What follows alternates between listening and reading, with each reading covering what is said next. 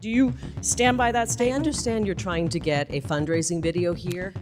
Okay, So well, let me- I'm sorry to remind you, you are not a governor. You're not even a candidate for governor. You're here, and this is my time. Not Hungarian Prime Minister Viktor Orbán was, quote, the greatest in America, greatest in caps, and, quote, and America? equal to President Trump. Do you stand by those statements? It is your job to promote the American ideals of freedom and democracy. So I wanted to start just by confirming, do you support democracy or authoritarianism?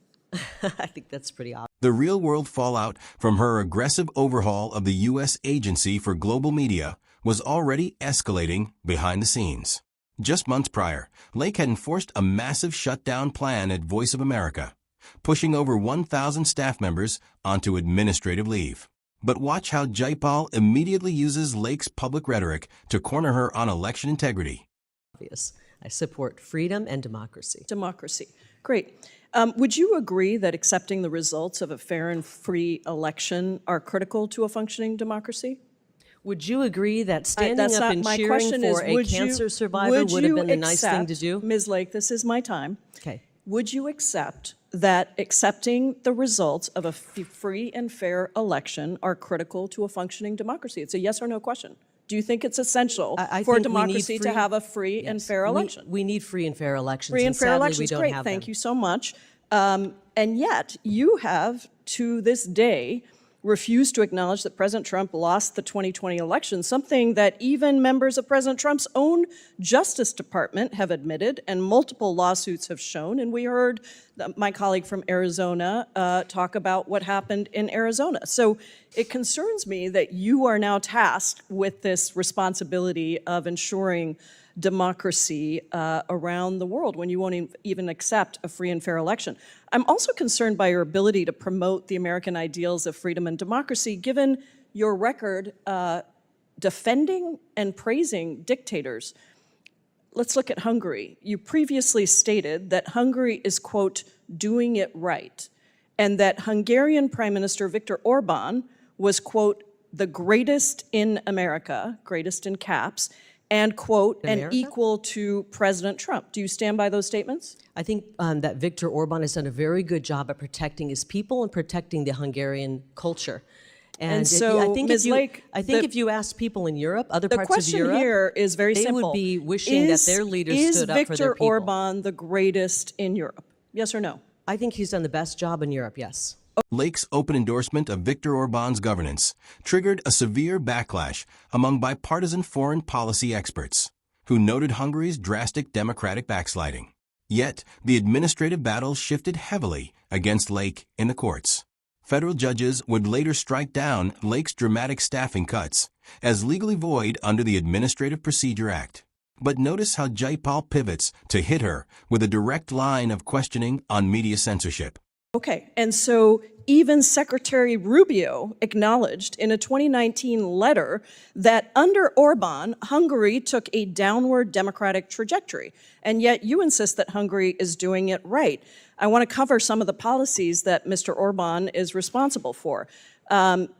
Would you consider banning LGBTQ pride parades like Viktor Orbán has done in Hungary as doing it right, recognizing that pride parades are protected under the First Amendment? What does this have to do with the U.S. Agency for Global I'm asking you whether you support the policies of dictators and authoritarians or whether you support democracy. You have said that Viktor Orbán is the greatest in Europe. So do you think that Viktor Orbán is doing it right when he bans pride parades? I think Viktor Orbán has put the people of his country first. So the answer is yes, you to think it's discuss appropriate Viktor that he's Orbán. banning pride parades and using facial recognition technology to actually profile people that go to those parades. How about the fact that Orbán and his party control 80% of Hungary's media market? Are we here talking about Hungary? Yes, we are, because guess what? Your agency actually is responsible for other countries Hungary and is an unbiased ally. Can I news. remind you that Hungary is an ally of America? Oh, and so you think that it's okay that Viktor Orbán, the greatest in Europe, according to you, controls 80% of Hungary's media market? Is that level free and fair reporting? I don't. You obviously don't like our ally Hungary. I think that I'm the asking people have you voted if for you him, and the think people of that Hungary it's will decide. appropriate. Ms. Lake, it is my time. I'm asking you if it is appropriate that a country, Viktor Orbán's government, controls 80% of Hungary's media market? It's just a yes or a no. Do you think that's okay?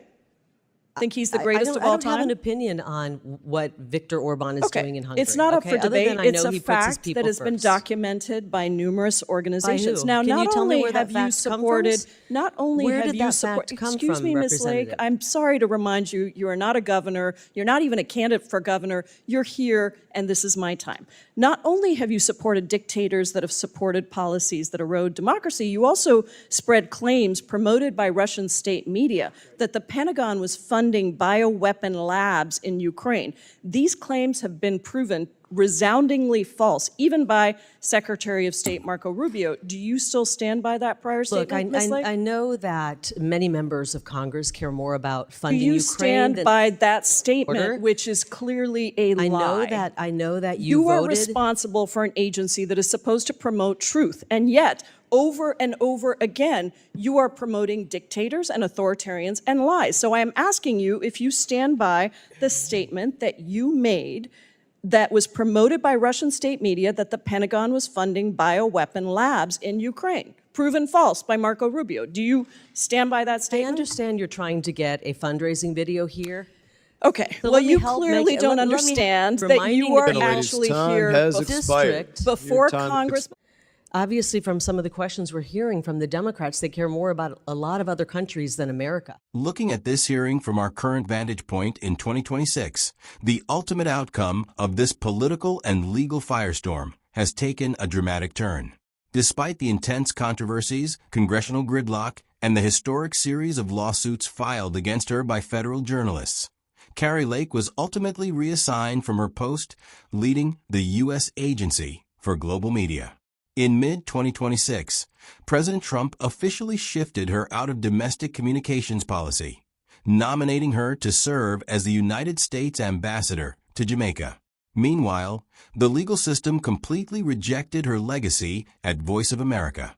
In early 2026, U.S. District Court judges ruled that Lake's aggressive efforts to downsize the network were entirely arbitrary and capricious, legally invalidating her reduction in force mandates and forcing the federal government to return more than 1,000 exiled staff members back to their newsroom desks.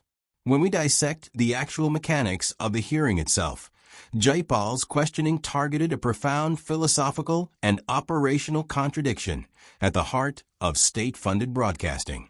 The core conflict rested on whether a public official who openly questioned the legitimacy of the 2020 American democratic process could credibly project democratic values to repressive nations abroad.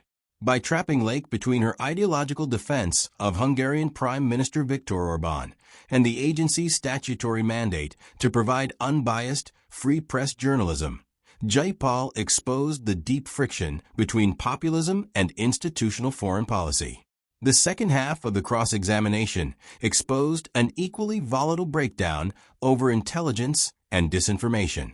Lake's insistence on defending claims regarding biological weapon labs in Ukraine, thematic elements heavily pushed by Russian state media, clashed directly with the formal findings of the American intelligence community and senior leadership within her own party, including Secretary of State Marco Rubio.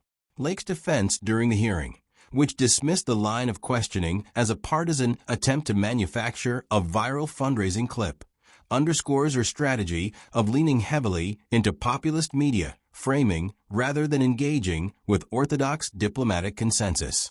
Ultimately, this entire confrontation symbolizes the ongoing transformation of modern political communication. To her defenders, Kari Lake was a necessary disruptor who exposed systemic financial mismanagement, elite bias, and security vulnerabilities within a rotten legacy agency. To her critics, her brief, chaotic tenure at the helm of America's international broadcasting apparatus remains a cautionary milestone, a sharp example of an administration attempting to neutralize institutional independent journalism and replace established soft power diplomacy with centralized executive messaging.